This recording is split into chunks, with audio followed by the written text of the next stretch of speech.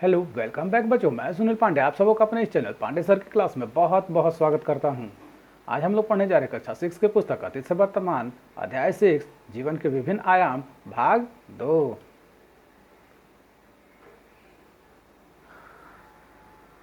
तो बच्चों, ऋग्वैदिक काल के बारे में हम लोग पिछली वीडियो में पढ़ चुके हैं। इस वीडियो में हम लोग पढ़ने जा रहे हैं उत्तर वैदिक काल, जो कि 1000 ईसा पूर्व से 600 ईसा पूर्व तक था। इस काल में लगभग संपूर्ण उत्तरी भारत में जीवन के सभी पहलुओं में निश्चित परिवर्तन हो रहे थे। इस काल में आर्यों ने पशुपालन के स्थान पर खेती को मुख्य पेशा बनाया, एक स्थान पर बसकर रहने लगे और कबीलों का निश्चित क्षेत्र तय हो गया। इस काल में उत्तरी भारत में लौह युग का आरंभ हुआ। लौह तकनीक का प्रयोग आरंभ में युद्ध के अस्त्रों के लिए और फिर धीरे धीरे कृषि एवं अन्य आर्थिक कार्यों के लिए होने लगा। इस समय के लोग कच्चे मकानों में रहते थे, जिनकी छत फूस और सरकंडों की बनी होती थी। ये लोग मिट्टी के बर्तनों का भी इस्तेमाल करते थे। ऋग्वैदिक कालीन अनेक छोटे छोटे कबीले, जिन्हें कि जन कहते हैं, एक दूसरे में विलीन होकर बड़े बड़े जनपद का निर्माण कर रहे थे। उदाहरण के स्वरूप पुरु एवं भरत जन मिलकर कुरु जनपद का निर्माण किया तथा दुर्वस एवं क्रीवी जन मिलकर पांचाल जनपद का निर्माण किया। इस काल में कुछ लोग बड़े बड़े यज्ञों का आयोजन कर राजा के रूप में प्रतिष्ठित हुए। अश्वमेध यज्ञ एक ऐसा ही आयोजन था।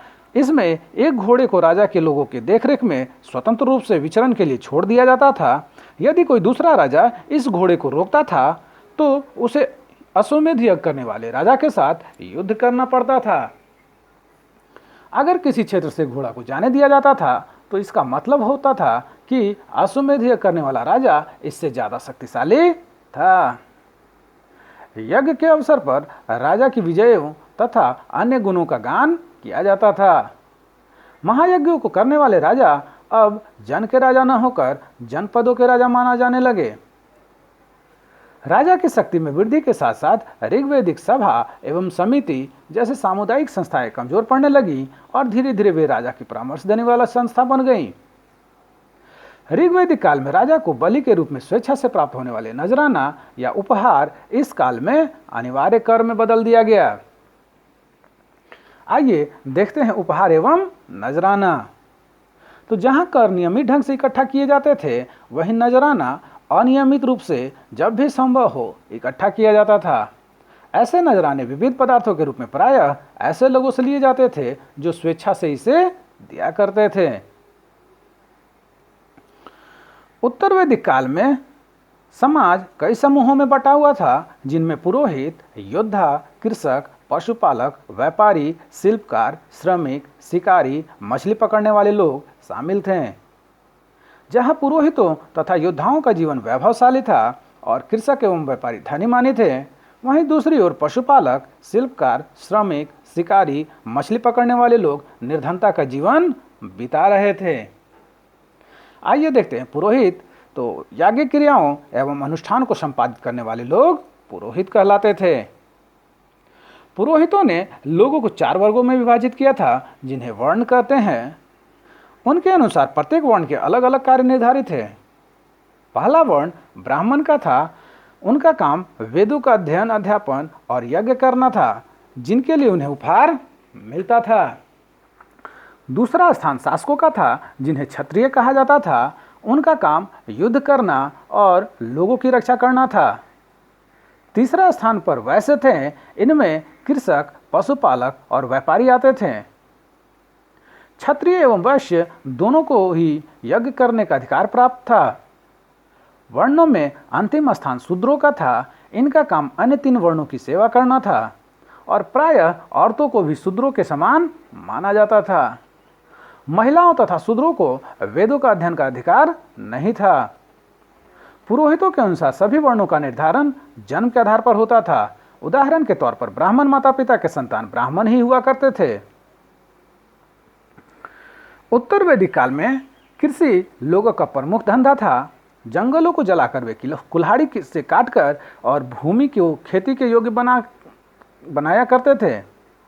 लोहे के फाल से गहरी जुताई करते थे और लोहे के फाल से यह जुताई आसान हुआ। कृषि कार्य में प्रयुक्त होने वाले तरीकों, जुताई, बुआई, कटाई, ओसाई आदि की जानकारी इन लोगों के पास थी। वे धान, गेहूं, जौ, दालें, गन्ना, कपास, तिल, सरसों जैसी फसलें उगाया करते थे। उत्तर वैदिक काल में धर्म की दो धाराएं दिखाई पड़ती हैं, एक का बल कर्म पर था और दूसरे का ज्ञान पर। यज्ञ संबंधी क्रियाओं का इस काल में बहुत विकास हुआ। राजा अश्वमेध यज्ञ, वाजपेयी यज्ञ, राजसूय यज्ञ जैसे बड़े बड़े यज्ञ कराने लगे थे। यज्ञ क्रियाओं को कर्मकांड कहा जाता था। यज्ञ का संपादन करने में पुरोहितों की आवश्यकता पड़ती थी। ये पुरोहित यजुर्वेद में वर्णित विधियों के अनुसार यज्ञ का आयोजन करके देवताओं को प्रसन्न किया करते थे। इसका उद्देश्य कृषि उत्पादन को बढ़ाना एवं वैदिक जनों पर अपना प्रभुत्व स्थापित करना था। धार्मिक जीवन की दूसरी धारा उपनिषदों के अद्वैत सिद्धांत में देखने को मिलती है। उपनिषदों में आत्मा, परमात्मा और मृत्यु जैसे गूढ़ विषयों के रहस्य को जानने का प्रयास किया गया है। इसके बारे में हम लोग अगले अध्याय 8 में पढ़ेंगे। आइए अब देखते हैं वैदिक कालीन शिक्षा। तो वैदिक काल में शिक्षा मौखिक रूप से दी जाती थी। शिक्षार्थियों से वेदों के मूल पाठ को कंठस्थ करवाया जाता था। इसके लिए उन्हें वैदिक मंत्रों को सरल उच्चारण सिखाया जाता था। वेदों के अलावा गणित एवं व्याकरण की शिक्षा दी जाती थी। शिक्षा के लिए विद्यार्थियों को गुरु के आश्रम में 12 वर्षों तक रहना पड़ता था। यहाँ पर जो हम ये तस्वीर देख रहे हैं, ये तस्वीर है गुरु शिष्य परंपरा की एक झलक की। तो इससे जुड़ी एक कहानी है। आज से हजारों वर्ष पहले की बात है। भारत में आज की तरफ पाठशालाएं नहीं होती थी। छात्र गुरु के आश्रम में रहकर शिक्षा प्राप्त किया करते थे। आश्रम वनों में होते थे और ऋषि मुनि शिष्यों को शिक्षा दिया करते थे। ऐसा ही एक आश्रम अमोदधाम में ऋषि का था। यह आश्रम शिक्षा दीक्षा के लिए दूर दूर तक प्रसिद्ध था। विद्यार्थी यहाँ रहकर विद्या प्राप्त किया करते थे। वे गुरुजी के घर का काम किया करते थे। अमोदधाम के पास धान का एक खेत था। इसी के ऊपर से वे आश्रम का काम चलाया करते थे। विद्यार्थी बारी बारी से खेत का काम किया करते थे। ऋषि के शिष्यों में एक था आरुणि। एक दिन खेत का काम करने की बारी आरुणि की थी। उस दिन वर्षा जोरों से हो रही थी। गुरुजी ने आरुणि से कहा, वत्स जाओ, जाकर देखो कि कहीं पानी खेत की मेड़ न तोड़ दे। आरुणि खेत पर पहुंचा। आरुणि ने देखा कि एक जगह पर खेत की मेड़ से पानी रिस रहा था। उसने मेड़ पर मिट्टी और कंकड़ पत्थर डालकर पानी को रोकने की कोशिश की। फिर भी मेड़ की दरार चौड़ी होती गई और उसकी चिंता बढ़ गई। वह तुरंत खेत में पड़ी दरारों के मुहाने पर लेट गया। खेत में से पानी निकलना बंद हो गया और ठंड के कारण उसका शरीर शिथिल पड़ने लगा। रात हो गई थी। आरुणि के अभी तक न आने से गुरुजी व्याकुल हो उठे और गुरुजी अपने 4-5 शिष्यों के साथ आरुणि को ढूंढते ढूंढते खेत पर पहुंचे। खेत के चारों ओर घना अंधेरा था। आरुणि को कहीं नहीं देख उनकी चिंता बढ़ गई। वे जोर से चिल्लाए, बेटा आरुणि, बेटा आरुणि। आरुणि ने गुरुजी की आवाज़ पहचान कर बड़ी कठिनाई से बोल सका, गुरुजी, मैं यहाँ पर हूँ। गुरुजी जल्दी से वहाँ पहुँचे। गुरुजी ने आरुणि को देखा तो अचंभे में रह गए। उन्होंने आरुणि को उठाया और सीने से लगा लिया। तो ऐसा था गुरु भक्त आरुणि, और बड़ा होकर यही आरुणि वेदों और शास्त्रों का बहुत बड़ा ज्ञाता बना और उद्दालक ऋषि के नाम से प्रसिद्ध हुआ। यहाँ जो ये तस्वीर हम देख रहे हैं, ये तस्वीर है ताम्रपाषाण कालीन भारत का मानचित्र। आइए अब देखते हैं इमाम गांव एक ताम्रपाषाण बस्ती। तो इमाम गांव महाराष्ट्र राज्य के घोड़ नदी के तट पर स्थित एक ताम्रपाषाण बस्ती है। इसी जगह पर जो है 1600 ईसा पूर्व से 700 ईसा पूर्व पहले यहाँ पर लोग रहा करते थे, जो वैदिक आर्यों के समकालीन थे।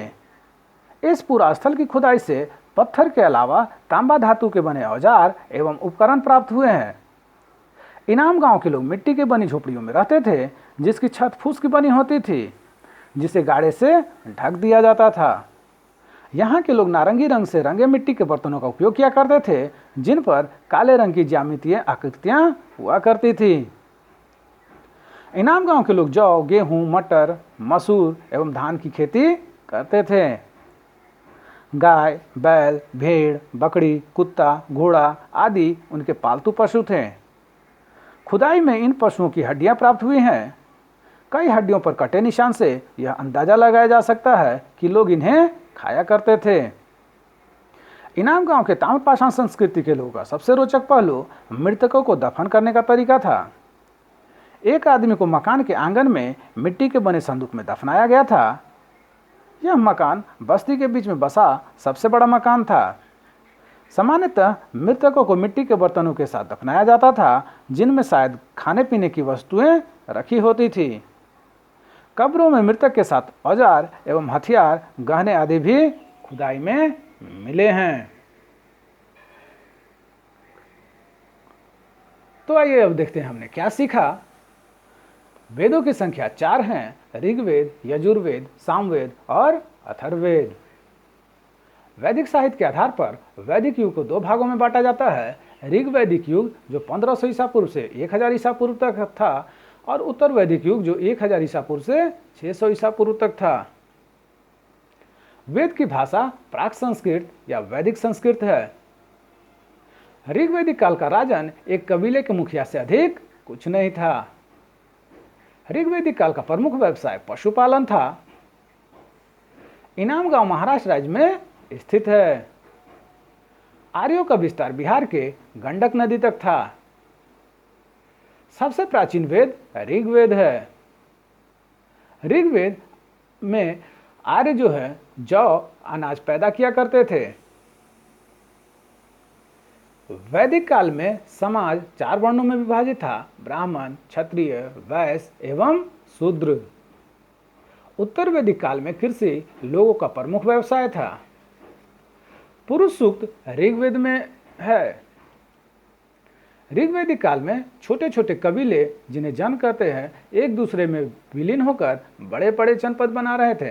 जैसे पुरु एवं भरत जन मिलकर कुरु जनपद तथा दुर्वस एवं कृवि जन मिलकर पांचाल जनपद बनाए थे। तो आप सबों को हमारा यह प्रयास कैसा लगा, हमें जरूर कमेंट कर बताएं। हमारे इस चैनल पांडे सर की क्लास को जरूर से जरूर सब्सक्राइब करें और बेल बटन को दबाएं, ताकि आने वाले वीडियो का नोटिफिकेशन आपको मिलता रहे। दूसरों के साथ इसे शेयर करें, और हाँ, लाइक करना तो बिल्कुल ना भूलें। आपका लाइक करना ही हमारे मेहनत का फल है। धन्यवाद। Thank you.